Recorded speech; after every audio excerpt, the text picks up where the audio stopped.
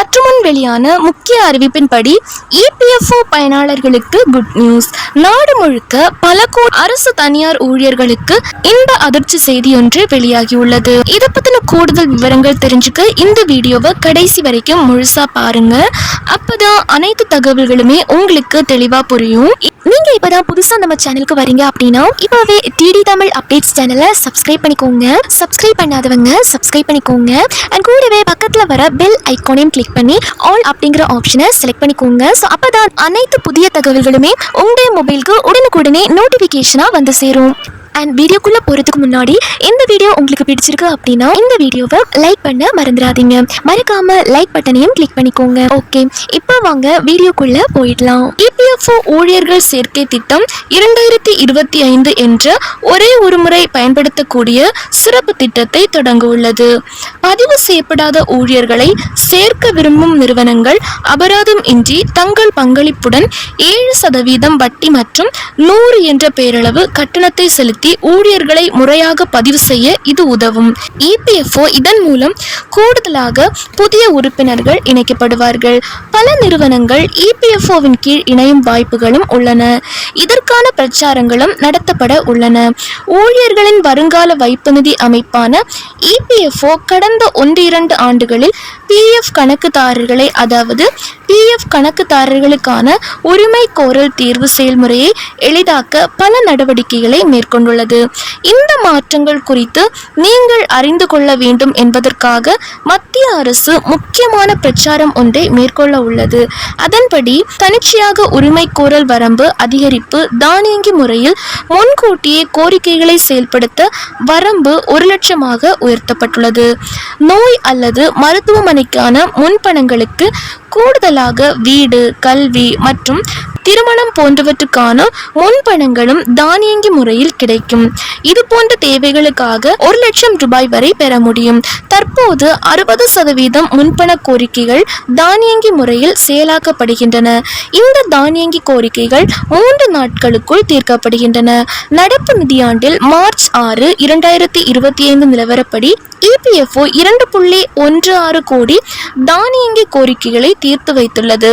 அதன்படி 2023 முதல் 24ஆம் நிதியாண்டில் 89.52 லட்சம் கோரிக்கைகள் மட்டுமே தானியங்கி முறையில் தீர்க்கப்பட்டன.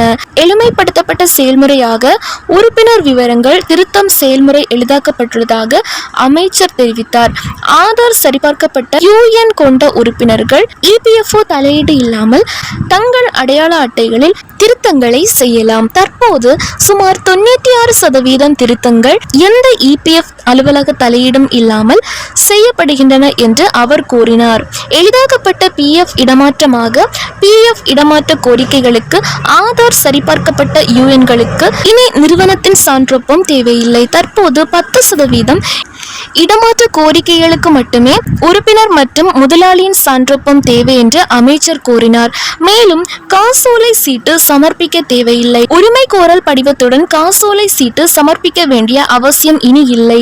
குறிப்பிடப்பட்ட அளவுகோல்களை பூர்த்தி செய்யும் கேஒய்சி இணைக்கான யூஎன்களுக்கு உரிமை கோரல் படிவத்துடன் காசோலை சீட்டு சமர்ப்பிக்கும் தேவை தளர்த்தப்பட்டுள்ளது என்று அமைச்சர் தெரிவித்தார். அதன்படி தகுதியற்ற உரிமை கோரல்கள் குறித்த வழிகாட்டுதல்களாக உரிமை கோரலின் தகுதி அல்லது அனுமதி குறித்து உறுப்பினர்களுக்கு வழிகாட்ட இபிஎஃப்ஓ சில முன்கூட்டிய சரிபார்ப்புகளை உருவாக்கியுள்ளதாக அமைச்சர் கூறினார்.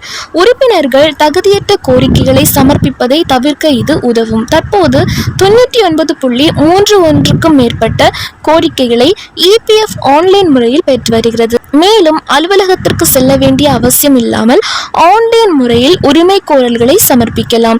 2024 முதல் 2025 நிதியாண்டில் மார்ச் 6, 2025 நிலவரப்படி 7.14 கோடி கோரிக்கைகள் ஆன்லைன் முறையில் தாக்கல் செய்யப்பட்டுள்ளன.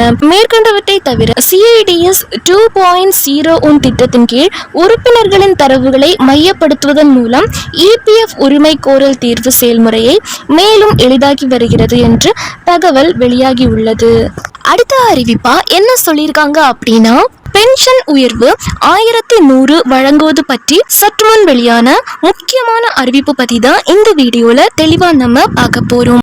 இந்த பென்ஷன் உயர்வு 1100 முதல் 1500 யாருக்கு அறிவிக்கப்பட்டுள்ளது, இந்த உயர்வின் மூலமாக யாரெல்லாம் பயன்பெற முடியும், குறிப்பாக எந்தெந்த பென்ஷனர்கள் எந்தெந்த ஓய்வூதியதாரர்கள் இதன் மூலமாக பயன்பெறலாம், இதற்கான வழிமுறைகள் என்ன, வழிகாட்டு நெறிமுறைகள் என்ன வகையான நிபந்தனையின் அடிப்படையில் இந்த 1100 பென்ஷன் உயர்வு கிடைக்கும் என்பது பற்றிய கூடுதல் தகவல் தான் இந்த வீடியோல தெளிவா நம்ம தெரிஞ்சுக்க போறோம்.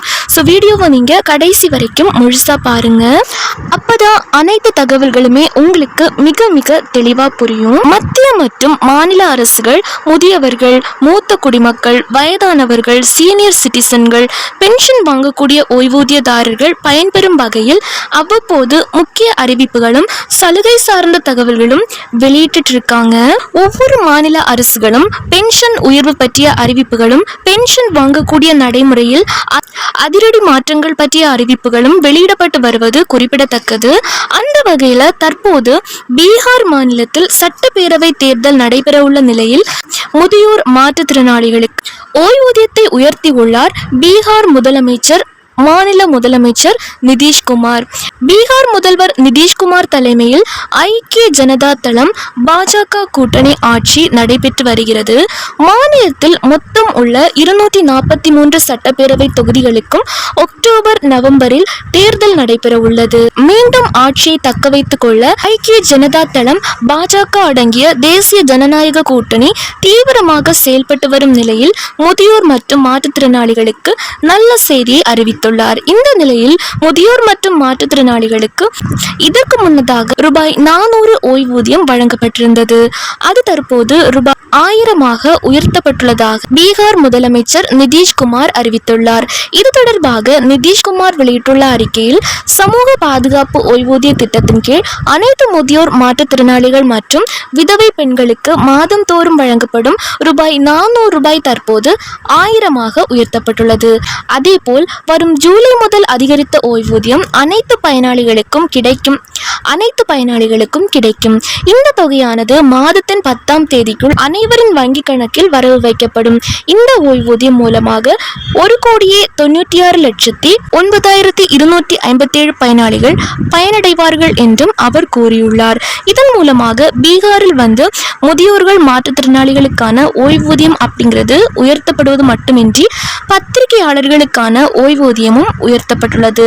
அதேபோல் தேர்தலை முன்னிட்டு ஓய்வூதியதாரர்கள் பயன்பெறும் வகையில் பல்வேறு வகையான ஓய்வூதியதாரர்கள் பயன்பெறும் வகையில ஓய்வூதியம் பென்ஷன் தொகை உயர்த்தப்பட்டும் வந்துட்டு இருக்கு. அதற்கான அறிவிப்புகளும் அதற்கான நடைமுறைகளும் நடைமுறைப்படுத்தப்பட்டது குறிப்பிடத்தக்கது. இந்த தகவல்கள் பற்றிய உங்களுடைய கருத்துக்கள் ஏதாச்சும் இருந்தா கமெண்ட் செக்ஷன்ல சொல்லிட்டு போங்க.